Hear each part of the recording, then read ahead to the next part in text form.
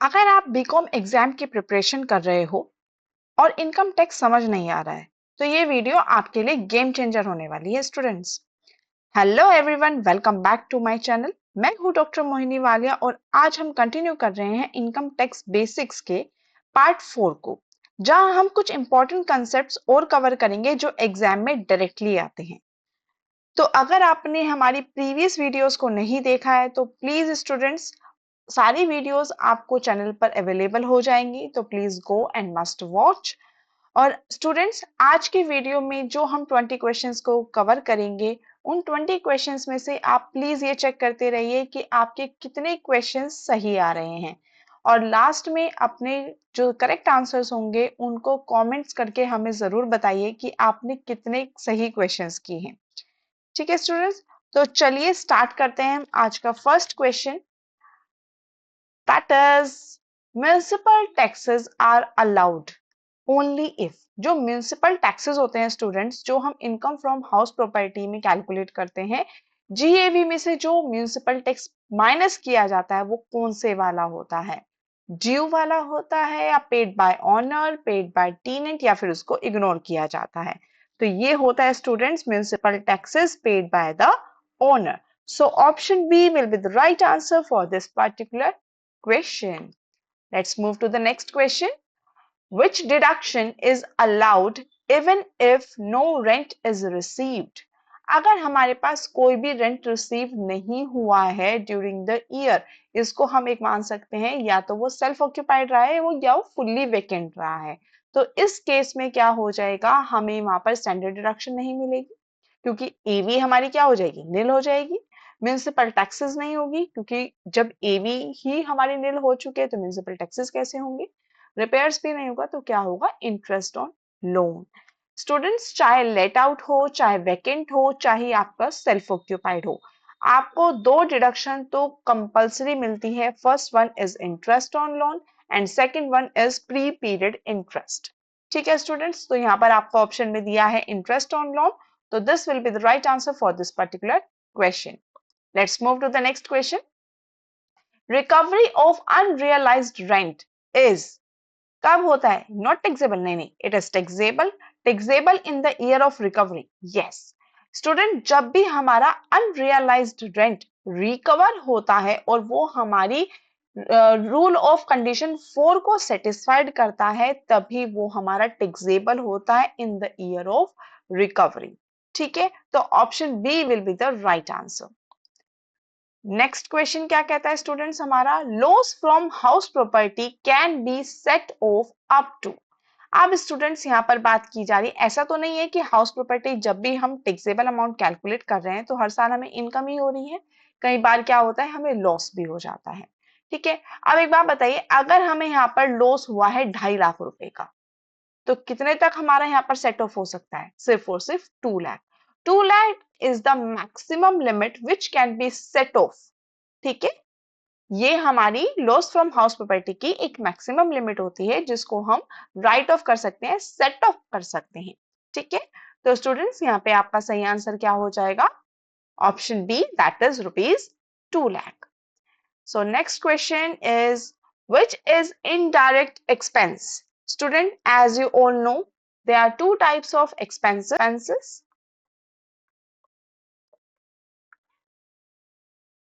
First one is direct and second one is indirect.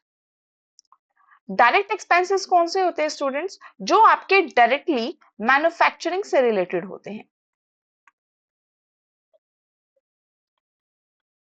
ठीक है, और ये हमारे कहां पर आते हैं? ट्रेडिंग में आते हैं। इनडायरेक्ट एक्सपेंसेस होते हैं जो हमारे डायरेक्टली मैन्युफैक्चरिंग से रिलेटेड नहीं होते हैं, यानी कि हम ये कह दें कि ये हमारी बिजनेस एक्टिविटी को परफॉर्म करने में हेल्पफुल होते हैं। Helpful in performing business activity. ठीक है, ये होते हैं हमारे इनडायरेक्ट एक्सपेंसेस। तो यहाँ पे आपका सही आंसर क्या हो जाएगा? Salary, yes, salary is an indirect expense. Rent, yes. Office electricity, ये भी आपका इनडायरेक्ट एक्सपेंस होता है। तो option D will be the right answer for this particular question, that is all of these. ठीक है स्टूडेंट्स, आई होप आपको ये क्वेश्चन समझ में आ रहे हैं। स्टूडेंट, ये एग्जाम के पॉइंट ऑफ व्यू से बहुत ही ज्यादा आने के चांसेस हैं। आपको एग्जाम में यहाँ पर ये समझ लीजिए 80% क्वेश्चंस आपको हमारी इन सीरीज से एग्जाम में मिल ही जाएंगे। ठीक है स्टूडेंट्स, तो प्लीज सीरीज को मिस मत कीजिएगा।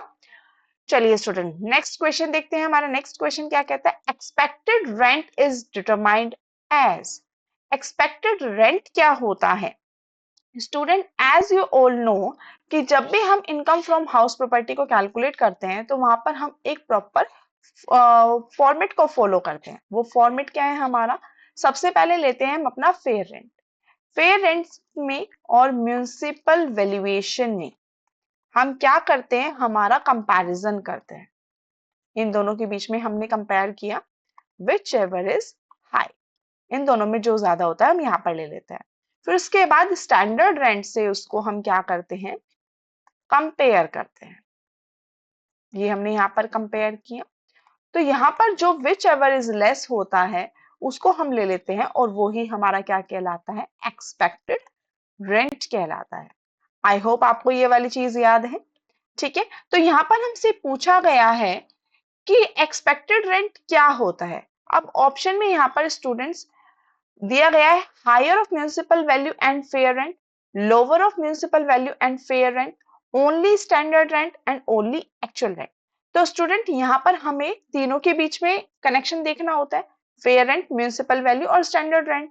ठीक है, अब यहाँ पर क्योंकि हमें इन दोनों के साथ आपको स्टैंडर्ड रेंट नहीं दिया है तो इसका मतलब क्या है? हम सिर्फ इन दोनों को ही देखेंगे। तो यहाँ क्या दिया जाएगा? Higher the value of fair rent and municipal value. तो यहाँ पर क्या हो जाएगा? Option A will be the right answer for this particular question. Next question देखते हैं स्टूडेंट्स। यहाँ पर बोला है if standard rent is applicable. Previous question में क्या था? स्टैंडर्ड रेंट एप्लीकेबल नहीं था। अगर हमारा वहां पर स्टैंडर्ड रेंट आ जाता है तब क्या होता है? Expected rent will be higher of all. नहीं, यहाँ पर तो हम क्या देखते हैं? लो देखते हैं ना। स्टैंडर्ड रेंट और जो ये हमारा वैल्यू आया था उसमें से lower of expected rent and standard rent? Yes. Option B will be the right answer. क्यों? क्योंकि जो हमारा उन दोनों में कंपेयर करके एक्सपेक्टेड रेंट आया था उसमें और स्टैंडर्ड रेंट के बीच में हम कंपैरिजन करते हैं विच एवर इज लेस, तो उस वाली वैल्यू को हम यहाँ पर कंसिडर करते हैं as an expected rent. I hope this is clear for you. चलिए let's move to the next question. Interest on borrowed capital for let out property is. अब स्टूडेंट यहाँ पर एक हमें थोड़ा सा करेक्शन भी देखना है। करेक्शन क्या देखना है स्टूडेंट्स? प्रीवियस क्लास में हमने जो वीडियो देखी थी, जो हमने वीडियो करी थी, उसमें हमारा क्या हुआ था कि हमारी यहाँ पर एक छोटा सा करेक्शन था। मैंने लास्ट पार्ट में बोला था कि जो इंटरेस्ट ऑन लोन है हमारा, यहाँ पर हमने एक पूरा चार्ट बनाया था आपका।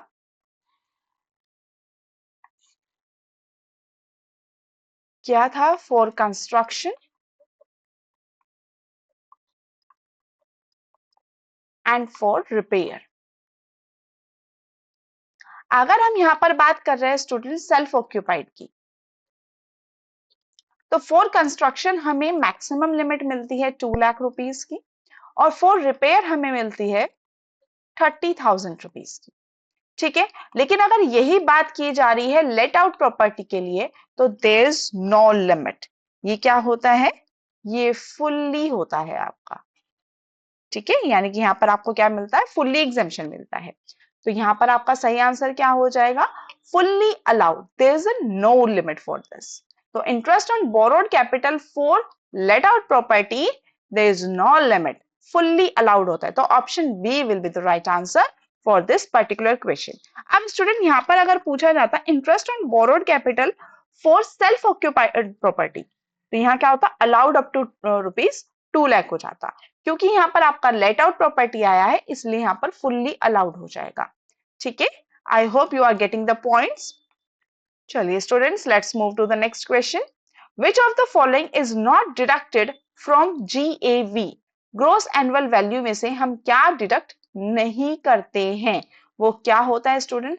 म्यूनिसिपल टैक्स तो माइनस करते हैं ना? जी बिल्कुल करते हैं। कैसे करते हैं? अब यहाँ पर हम एक अपना प्रॉपर फॉर्मेट जो हम देख रहे थे उसी को कंटिन्यू कर लेते हैं। एक्सपेक्टेड रेंट जो आपका यहाँ पर था, रेंट था आपका, एक्सपेक्टेड रेंट के बाद हम यहाँ क्या करते हैं, हमारा एक्चुअल रेंट रिसीव्ड जो होता है उसमें कंपेयर किया जाता है और लास्ट आपका क्या आ जाता है, जीएवी आ जाता है। अब जीएवी में से हम क्या क्या माइनस करते हैं? सबसे पहले तो हमारा क्या होता है, म्युनिसिपल टैक्स होता है पेड बाय द ऑनर, ठीक है। दूसरा होता है आपका अनरियलाइज्ड रेंट, ये करते हैं। और साथ साथ स्टूडेंट यहाँ पर जो हमारा एक्चुअल रेंट रिसीव्ड होता है इसमें हम अपना वेकेंट जो हमारा पीरियड होता है उसको भी माइनस करके लेते हैं। जब हमने अपनी फुल वीडियो की थी तब हमने यहाँ पर उसको डिस्कस किया था कि अगर हमारा 12 मंथ्स में से 2 मंथ अगर हमारा पूरा प्रॉपर्टी वेकेंट रही है तो हम सिर्फ और सिर्फ एक्चुअल रेंट जो रिसीव है वो 10 मंथ का लेते हैं, यानी कि 2 मंथ की हम यहाँ पे क्या कर रहे हैं, माइनस कर रहे हैं ना। तो ये क्या हो जाएगा, जीएवी में से हम म्युनिसिपल टैक्स माइनस कर रहे हैं, अनरियलाइज्ड रेंट माइनस कर रहे हैं और वैकेंसी लॉस को भी माइनस कर रहे हैं। क्या माइनस नहीं कर रहे हैं, that is standard deduction. Standard deduction किस में से होती है, एनुअल वैल्यू में से होती है, ग्रोस एनुअल वैल्यू में से नहीं होती है। तो option B will be the right answer for this particular question. Let's move to the next question. Which income is chargeable under income from other sources? Income from other sources की अगर हम यहाँ पर बात करें स्टूडेंट्स, तो हमारा क्या होगा, कौन से यहाँ पे एक्सपेंस हमारा ऐसा है जो हमारा इनकम फ्रॉम अदर सोर्सेज में चार्ज होगा? Salary? No, it's comes under income from salary. Lottery winning? Yes, comes under income from other sources. Business profit? नहीं जी, ये तो पीजीबीपी में आता है। House rent comes under house property. तो option B will be the right answer for this particular question. Let's move to the next question. Which expense is allowed only on actual payment basis? अब student यहाँ पर हम थोड़ा सा, ये tricky question आया है। कैसे आया है, सैलरी की अगर हम बात करें तो सैलरी में ड्यू और रिसीव जो पहले होता है हम उसको मानते हैं। रेंट जो भी ड्यू और रिसीव जो पहले होता है हम उसको मानते हैं। डेप्रिसिएशन में भी ड्यू को पहले माना जाता है, ठीक है। सिर्फ और सिर्फ बोनस या फिर कमीशन होता है एम्प्लॉयज का जो हमारा एक्चुअल पेमेंट बेसिस पर माना जाता है। जब हमारी एक्चुअली पेमेंट डन हो जाती है तभी हम अपना बोनस या फिर कमीशन पेड माना जाता है, ठीक है students. I hope this is very very very clear to you all. Okay students, चलिए नेक्स्ट चलते हैं हम अपने क्वेश्चन पर। Which section disallows cash payment above rupees 10,000? हमारी जो 10,000 रुपीज की पेमेंट होती है वो हमारा कहां तक क्लियर होता है? तो student, according to section 40A(3) of income tax act disallows expense कब? If payment is made in cash. अगर हमारा जो पेमेंट है वो कैश में किया जा रहा है और 10,000 रुपए पर डे के अकॉर्डिंग किया जा रहा है, ठीक है। अगर हमने बिजनेस में, यहाँ पर हम बात कर रहे हैं पीजीबीपी की स्टूडेंट्स, यहाँ पर हम बात कर रहे हैं पीजीबीपी में हमारे दो तरीके के एक्सपेंस होते हैं। One is allowed and second one is disallowed. अगर हमारे एग्जाम में, मतलब हमारे बिजनेस में, अगर हमने कोई पेमेंट पर डे के अकॉर्डिंग 10,000 रुपए पर डे के अकॉर्डिंग यानी कि इसके अंदर अंदर की है तो वो क्या होगी, अलाउड होगी। लेकिन अगर हमने किसी भी कारणवश 10,000 रुपए से ज्यादा अगर हमने कोई भी पेमेंट कर दी है पर डे में तो वो डिसअलाउड हो जाएगी, ठीक है। तो हमारी मैक्सिमम लिमिट कितनी होती है, that is 10,000 as per section 40A(3). I hope this is clear to you all. चलिए नेक्स्ट क्वेश्चन पर चलते हैं students. Depreciation is calculated on, depreciation हम किसके बेसिस पर कैलकुलेट करते हैं? It is calculated on the basis of written down value और डिमिनिशिंग वैल्यू मेथड, ठीक है। तो option C will be the right answer, ठीक है। चलिए let's move to the next question. Which of the following is a deemed business income? Student, अब ये deemed income क्या होती है? हमारी डीम्ड इनकम होती है जो हमने सिर्फ और सिर्फ दिमागी यानी कि ख्याली जो बनाई हुई है। ठीक है, अब सैलरी है भाई, एक्चुअली होगी आपको। एग्रीकल्चर इनकम, पहली चीज तो ये कंप्लीटली एग्जेम्प्ट होती है। ठीक है, सेकेंडली क्या है, ये आपकी इन हैंड आती है। ठीक है, डिविडेंड, ये भी आपका कोई ख्याली पिलाव नहीं है, ये भी आपके पास ही आ रहा है। रिकवरी ऑफ बेड डेब्ट, ये आपकी ख्याली होती है। क्यों? क्योंकि बेड डेप्ट आपने अपने आप मान लिए थे, उसने तो मना नहीं किया ना पेमेंट करने के लिए। सपोज कीजिए हम यहाँ पर बात करते हैं, हमारे 2 लाख रुपए के डेटर्स थे। ठीक है, हमारे यहाँ पर डेटर्स थे 2 लाख रुपए के।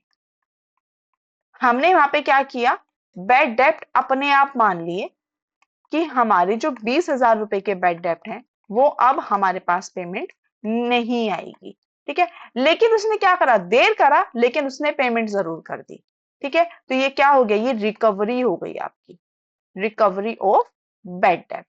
ठीक है, अब भाई ये तो हमारा पहले से ही बेड डेटर्स का पार्ट था ना, बेड डेप्ट तो हमने क्रिएट किए थे उसको, उस व्यक्ति ने तो मना नहीं किया। तो ये जो रिकवरी ऑफ बेड डेप्ट है, it is deemed business income. ठीक है, ये क्या हो जाएगी, it is deemed business income. तो इट्स कम्स अंडर ए। तो option A will be the right answer for this particular question.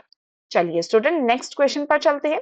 Which expense is disallowed if TDS is not deducted? Student, इस बात को बहुत ध्यान से समझिएगा कि टीडीएस क्या होता है। TDS, that is TDS, T stands for tax deducted at source. ये क्या होता है स्टूडेंट्स? टीडीएस का मतलब होता है, अब ये हमारे कौन है, ये हमारे एम्प्लॉयर हैं। ठीक है, इन एम्प्लॉयर ने अपने एक एम्प्लॉय को पेमेंट करनी थी 2 लाख रुपए की। किसको करनी थी? एम्प्लॉय को करनी थी एज इट सैलरी। ठीक है, अब क्योंकि एम्प्लॉय को यहाँ पर क्या करना था, उसके बाद जो उसको सैलरी मिल रही है उस पर वो क्या करता, अपना टैक्स भी पे करता। बट एम्प्लॉयर क्या करता है यहाँ पर, उसका टैक्स पहले से ही कट करके, यहाँ पर उसका टैक्स कट करके इन हैंड एम्प्लॉय को दे देता है। और ये जो टैक्स होता है ये एम्प्लॉयर हमारी गवर्नमेंट को पे कर देता है on the behalf of employ. तो ये क्या कहलाता है, ये कहलाता है TDS, that is tax deducted at source. मतलब कि जहां से हमारी आय अर्जित हुई है, जहां से हमारी इनकम अराइज हुई है, वहीं से ही हमारा टैक्स कट हो गया है। ठीक है, तो यहाँ पर हमारे कौन कौन सी एक्सपेंस ऐसे हैं जो टीडीएस जब तक उनका नहीं कटेगा तब तक वो अलाउड नहीं होंगे। ठीक है, which expense is disallowed if TDS is not deducted? जब तक हमारा टीडीएस नहीं कटेगा वो डिसअलाउड रहेंगे, अगर टीडीएस कट गया तो वो अलाउड हो जाएंगे। ठीक है, तो वो कौन है? सैलरी, यस बिल्कुल। Interest, yes. Commission, yes. तो ऑल ऑफ दीज, ये सभी हमारे क्या होंगे, एक्सपेंस ऐसे होंगे कि जब तक वो टीडीएस नहीं काटेंगे तब तक वो डिसअलाउड रहेंगे। जैसे ही टीडीएस कट जाएगा, they all comes under allowed expenses. ठीक है students, I hope this is all clear. अब स्टूडेंट्स हम चल रहे हैं अपने लास्ट 5 क्वेश्चंस पर। Students stay stern, please please please focus अपना बनाए रखिए, बोर मत होइए वीडियो में। ठीक है, क्योंकि जब तक आप कॉन्टिन्यूटी नहीं बना के रखेंगे तब तक आपको मजा भी नहीं आएगा और एनर्जेटिक भी नहीं फील होगा। ठीक है स्टूडेंट्स, एक बात को हमेशा ध्यान रखिएगा कि जब भी हमें कोई भी मोटिवेशन चाहिए होता है या कहीं पे भी हमें कोई भी सक्सेस चाहिए होती है, तो उसके लिए डिसिप्लिन, डिटर्मिनेशन होना बहुत ही ज्यादा जरूरी होता है। ठीक है, तो हमेशा एक सटीकता बना के रखिए। किसी भी चीज को करने के लिए भले ही आप पूरे दिन में किसी भी चीज को सिर्फ 1 घंटा कीजिए, लेकिन कीजिए जरूर। ये मत कीजिए कि एक दिन तो आपने उस चीज को 4 घंटे कर लिया या 5 घंटे कर लिया और अगले दिन आपने उस पर बिल्कुल फोकस ही नहीं किया। तो ऐसा मत कीजिए। भले ही किसी भी चीज को करने के लिए आपने एक टाइम फिक्स कर दिया, जैसे आपने कह दिया कि इनकम टैक्स को मुझे पूरे दिन में 1 घंटा देना है, इट्स डन, नो प्रॉब्लम। लेकिन वो 1 घंटा फिर आपको कैसे भी निकालना होगा। चाहे किसी दिन आपकी तबीयत खराब है, चाहे किसी दिन आप कहीं पर स्टक हो गए हैं, चाहे कोई इमरजेंसी आ गई है, या कोई भी any reason, whatever it is, कोई भी रीजन होता है, आपको वो 1 घंटा निकालना है आपके इनकम टैक्स के लिए, ठीक है, तभी आपको वहां पर एक ग्रेचुइटी मिलती है, एक स्टेबिलिटी मिलती है, एक कॉन्टिन्यूटी क्रिएट होती है, ठीक है। चलिए student, let's move to our next question, that is arrear of rent are taxable. Arrear of rent क्या होता है स्टूडेंट? जब हमारे मल्टीपल ईयर्स का रेंट जो था वो हमें रिसीव नहीं हुआ और वो एक साथ हमें रिसीव हो गया है, that's called arrears of rent are taxable. कब होता है ये? In the year to which they relate, उसमें होता है? नहीं जी। In the year of receipt, yes, जब हमारा एरियर ऑफ रेंट हमें रिसीव होता है उसी साल में वो हमारा टैक्सेबल भी होता है, ठीक है। I hope this is clear to you. Next question पर चलते हैं students. which is not deduction, which is not a deduction under section 24। 24 में हमारी कौन सी डिडक्शन नहीं आती है स्टूडेंट? अंडर सेक्शन 24 हम आफ्टर एनुअल वैल्यू जितनी भी डिडक्शंस होती है, कौन कौन सी होती है? स्टैंडर्ड डिडक्शन होती है, इंटरेस्ट ऑन लोन होती है और प्री पीरियड इंटरेस्ट होती है, वो सब हमारी सेक्शन 24 में आती है। तो उसमें हमारा क्या इंक्लूड नहीं हो रहा है? It's municipal taxes. क्यों? क्योंकि म्युनिसिपल टैक्सेस आपके एनुअल वैल्यू से पहले का होता है। जीएवी में से जब हम म्युनिसिपल टैक्सेस माइनस करते हैं then we get annual value. तो option C will be the right answer for this particular question. Student section जरूर याद रखिएगा कि किस सेक्शन के अंडर क्या चीज आ रही है, ठीक है। चलिए नेक्स्ट क्वेश्चन क्या कहता है? Which of the following is not taxable. इसमें से क्या टैक्सेबल नहीं है? रेंट टैक्सेबल होता है, बिजनेस इनकम टैक्सेबल होती है, सैलरी भी टैक्सेबल होती है। क्या नहीं होता है? एग्रीकल्चर इनकम आपकी यहाँ पर टैक्सेबल नहीं होती है, ठीक है। चलिए नेक्स्ट पर चलते हैं। नेक्स्ट क्वेश्चन आपका क्या कहता है? Loss under house property can be carry forward for. अगर हमारा लॉस आ रहा है और किसी कारणवश आप उसको उस साल में सेट ऑफ नहीं कर पाए हैं तो फिर क्या हो जाएगा स्टूडेंट? यहां पर बहुत ज्यादा स्टूडेंट्स कंफ्यूज हो जाते हैं। लेट आउट प्रॉपर्टी में इंटरेस्ट अनलिमिटेड अलाउड है, लेकिन लॉस जो आप एडजस्ट कर सकते हो एक साल में, एक साल में अगर आप एडजस्ट कर रहे हो तो वो सिर्फ 2 लाख रुपए का है और उसको आप मैक्सिमम 8 इयर्स तक कैरी फॉरवर्ड कर सकते हो। 8 सालों तक आप एक लॉस को खींचकर लेकर जा सकते हो, लेकिन अगर किसी भी कारणवश वो 8 सालों में अगर आपका सेट ऑफ नहीं हो पाता है तो फिर आपको उसे छोड़ना होता है, ठीक है। 8 से 9 साल में आप अपने लॉस को कैरी फॉरवर्ड नहीं कर सकते हैं, this is the maximum period, ठीक है।